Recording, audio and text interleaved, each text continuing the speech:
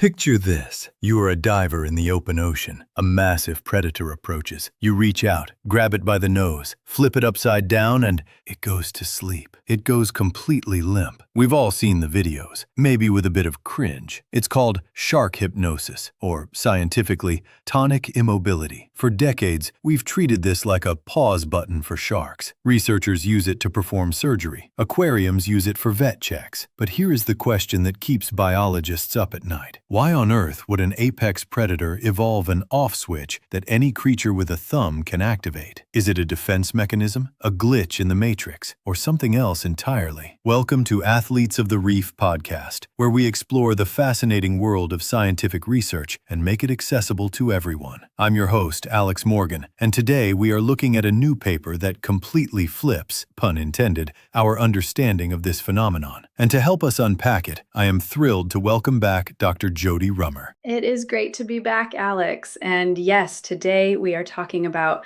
one of the most enigmatic behaviors in the animal kingdom.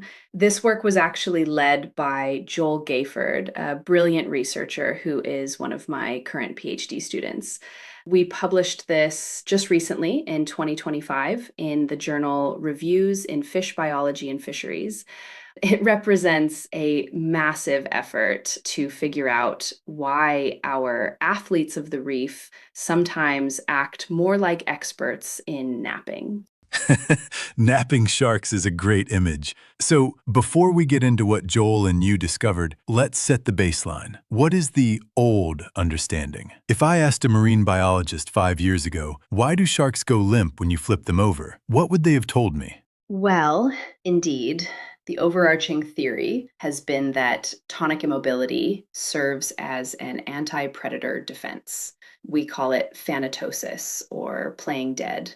The idea is that if a predator grabs you, you go limp to stop the attack, and maybe the predator loses interest or drops you.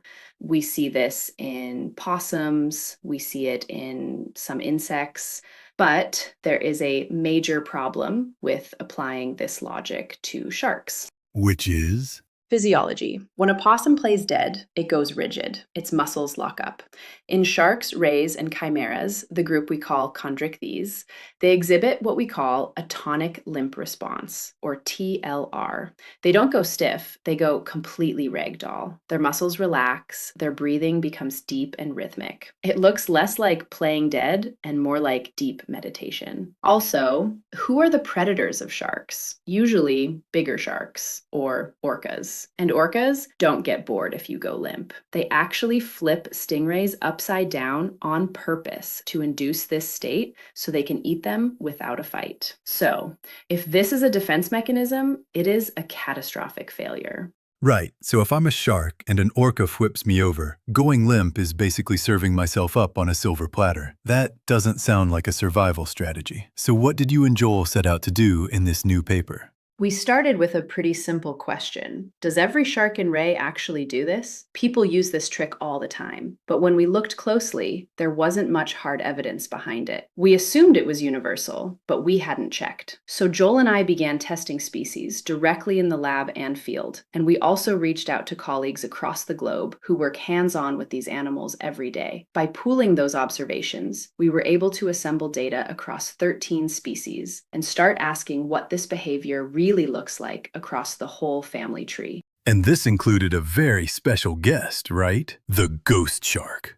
Yes, also known as the elephant fish. This was critical. These are chimeras. They are the sister group to all other sharks and rays. They split off from the evolutionary tree hundreds of millions of years ago. No one had ever formally tested a chimera for tonic immobility before. So if we wanted to know if this trait is ancient, if it comes from the very first jawed vertebrates, we had to see if the ghost shark did it. So we rang our colleague, Dr. Britt Finucci, down in New Zealand to help. Drum roll, please. Did the ghost shark get hypnotized? It did not. 4 individuals were tested. Nothing, no muscle relaxation, no trance. They just righted themselves immediately. And that wasn't the only one. Out of the 13 sharks, rays, and chimeras we tested, 6 of them, almost half, did not exhibit the tonic response. This was a huge surprise. In fact, we found that species like the epaulet shark, our favorite little walking shark from episode 1, also refused to go limp. Wait, so the epaulet shark, the athlete that can walk on land and survive with no oxygen, can't be hypnotized? That feels consistent with their tough guy personality. But what does this mix of results tell us? If some do it and some don't, does it depend on size or where they live? We ran the numbers. We looked at body size, trophic level, which is like where they are in the food chain, depth, habitat, everything, and nothing. There was no significant correlation. It wasn't that big sharks do it and small sharks don't. It wasn't that deep water sharks do it and shallow ones don't. The data were messy, but when we mapped it onto their family tree, their phylogeny, a pattern emerged. Okay, walk us through the pattern. What are we looking at? It looks like tonic immobility is a plesiomorphy. That is a fancy word for an ancestral trait. Imagine an old software code, like Windows 95, that was installed in the very first jawed vertebrates. It's ancient. We suspect it is ancestral to all chondrichthyes, despite the ghost shark having lost it. What we are seeing now is not a trait being evolved for a purpose, but a trait being lost because it is obsolete. So it's like the human appendix or our tailbone? It's just left over? Exactly. We call it a functionally obsolete plesiomorphy. It likely served a purpose millions of years ago, perhaps relating to how early vertebrates managed oxygen or sensory processing. But in modern sharks, it serves no clear function. The anti-predator theory is dead. The mating theory, which suggested males flip females to mate, is also flawed because if that were true, females would be constantly vulnerable to unwanted mating, which is evolutionarily costly. So what we think is happening is that evolution is slowly deleting this app from the shark's operating system. So why do some sharks still have it and others, like the epaulet shark, have deleted it? Is there a penalty for keeping the app installed? That is the fascinating part. Think about where an epaulet shark lives. It lives in complex coral reefs, tight crevices, jagged rocks. It's a shallow, chaotic matrix. Now, imagine you are swimming through a tight coral tunnel and a wave flips you upside down. If you have the Tonic Immobility app installed, you instantly go limp. You are paralyzed. You might get wedged in a crevice, unable to breathe, or simply stuck. Oh, wow. So in a reef, going limp is actually dangerous. Yes, it actually could be fatal. We hypothesized that in these structurally complex, shallow, benthic ecosystems, the cost of having this trait is too high. You need to be able to right yourself immediately if you get tumbled by a wave or bumped into a rock.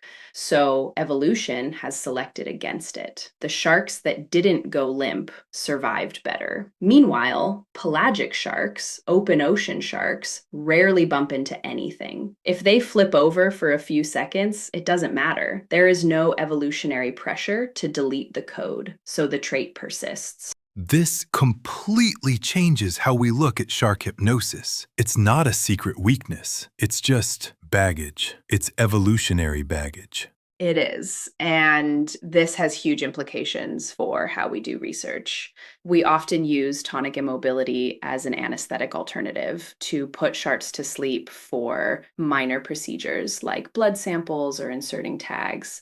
But our study shows that for many species, it simply doesn't work. And for others, just because they are limp doesn't mean they aren't stressed. Some stress hormones actually increase during TI. So we need to be very careful about assuming that because a shark is quiet, it is happy. We need to respect the physiology of these animals. It always comes back to that, doesn't it? Respecting the complexity of these animals. Dr. Rummer, this is mind-blowing stuff. It takes a party trick and turns it into a window into deep evolutionary time.